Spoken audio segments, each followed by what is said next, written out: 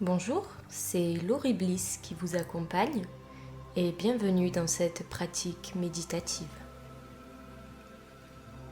Et avant de commencer à pratiquer, je vous invite à cliquer sur le bouton s'abonner et à activer la petite cloche des notifications afin d'être informé de la sortie des prochaines séances.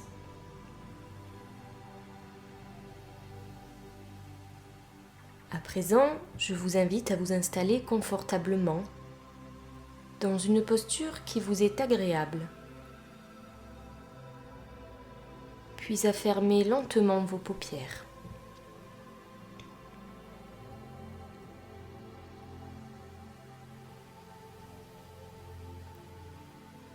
Autorisez-vous à ressentir la détente, à vous relaxer, à prendre un temps pour vous,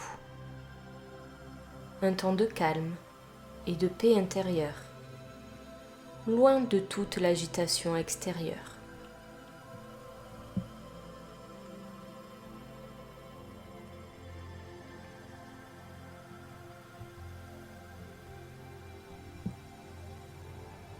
Et avant de plonger totalement dans cette méditation, je vous invite à prendre conscience de votre respiration. Pour cela, inspirez calmement par le nez, remplissez complètement vos poumons et expirez par la bouche. En vous autorisant à relâcher toutes les tensions inutiles en cet instant. Encore une fois, inspirez le calme et la sérénité par le nez, puis expirez par la bouche, comme si vous vous libériez de toutes vos préoccupations.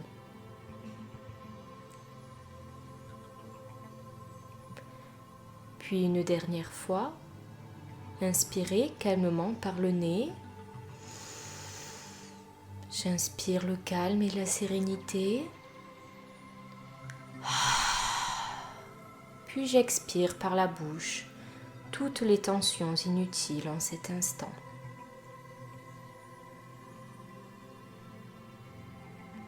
Bien.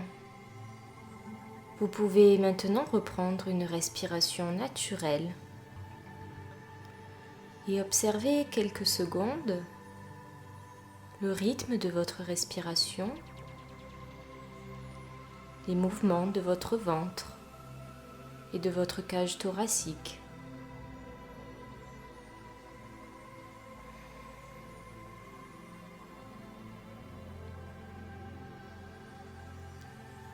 Cette respiration régénératrice vous procure du bien-être. Vous ressentez la détente. Votre corps tout entier lâche prise.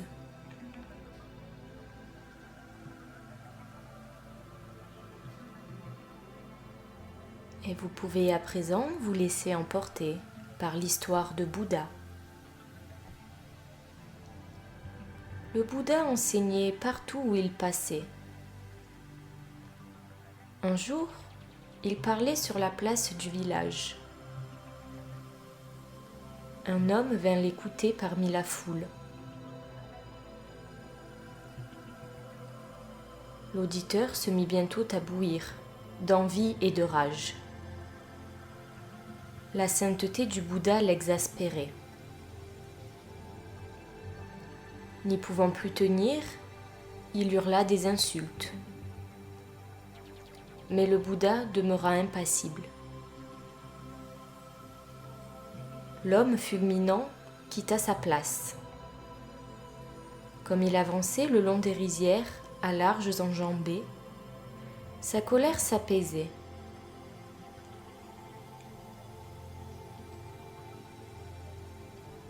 Observant le temple de son village grandissant au-dessus des rizières, il prit conscience que sa colère était née de sa jalousie pour le sage.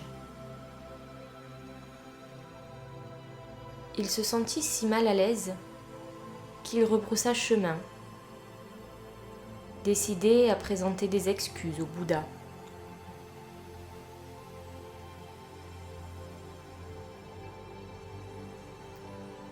Lorsqu'il arriva sur place, il retrouva le Bouddha, toujours en train d'enseigner. La foule se poussa pour laisser passer l'homme qui avait insulté le maître. Les gens incrédules le regardaient venir. Les regards se croisaient, les coudes se poussaient pour attirer l'attention des voisins. Un murmure suivit ses pas.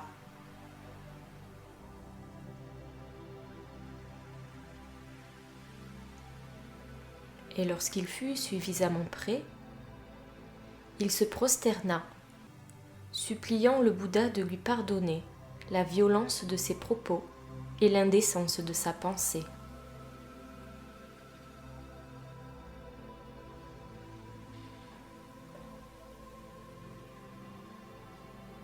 Le Bouddha, plein de compassion, vint le relever. « Je n'ai rien à vous pardonner. Je n'ai reçu ni violence, ni indécence. J'ai pourtant proféré des injures et des grossièretés graves. » Le Bouddha lui dit : « Que faites-vous si quelqu'un vous tente un objet dont vous n'avez pas l'usage ou que vous ne souhaitez pas saisir ? » L'homme répondit : « Je ne le prends pas, bien sûr je ne tends pas la main. » Que fait le donateur ? Ma foi, que peut-il faire ? Il garde son objet. C'est sans doute pourquoi vous semblez souffrir des injures et des grossièretés que vous avez proférées, dit le Bouddha. Quant à moi, rassurez-vous, je n'ai pas été accablé. Cette violence que vous avez donnée, il n'y avait personne pour la prendre.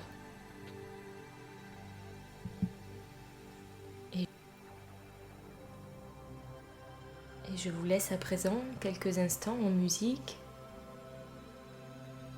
pour prendre conscience de tout ce que cette séance méditative a éveillé en vous, ce que cette histoire vous inspire,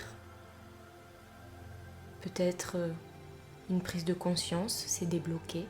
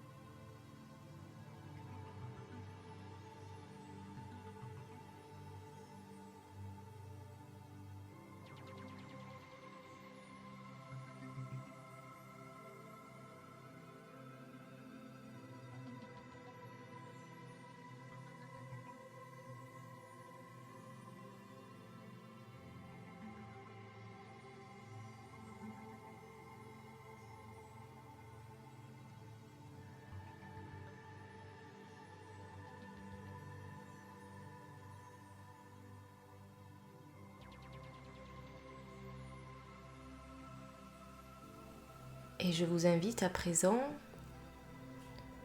à votre rythme,